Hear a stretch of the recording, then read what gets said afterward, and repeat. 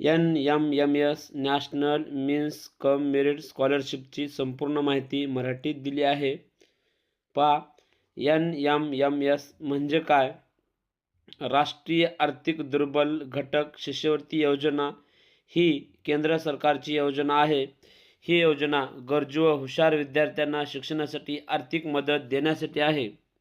याचं उद्दिष्ट असं आहे, आर्थिक अडचणीमुळे शिक्षण सोडू नये म्हणून विद्यार्थ्यांना मदत करणे, इयत्ता 8वी नंतर शिक्षण सुरू ठेवण्यासाठी प्रोत्साहन देणे. म्हणजे ही परीक्षा इयत्ता 8वी मध्ये शिकत असताना देता येते.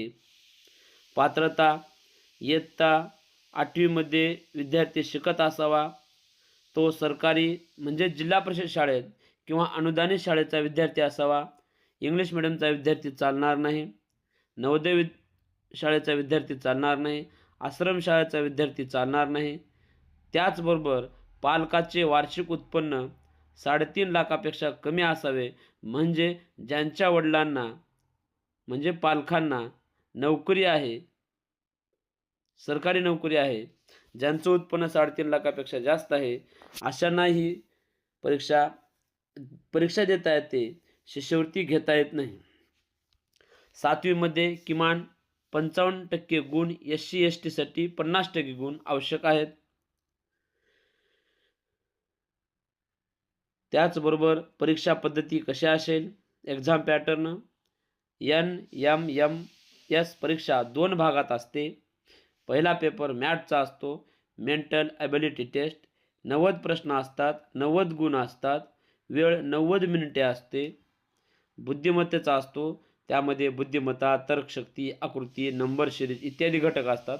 म्हणजे पूर्णपणे पेपर बुद्धिमत्तेवरती असतो. दुसरा पेपर असतो शाटचा, स्कॉलिस्टिक ॲप्टिट्यूड टेस्ट. 90 प्रश्न असतात, 90 गुण असतात, विषय याच्यामध्ये असतात.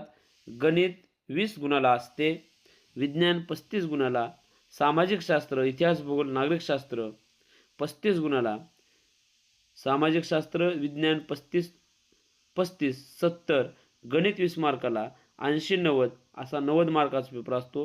एकूण प्रश्न 180, एकूण गुण 180 असतात. या पद्धतीनं त्या जिल्ह्याचं मेरिट लागत असतं.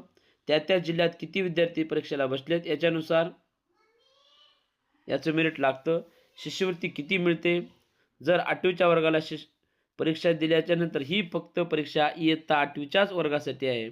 पास झाल्यानंतर 9वी ते 10वी 12वी 9वी 10वी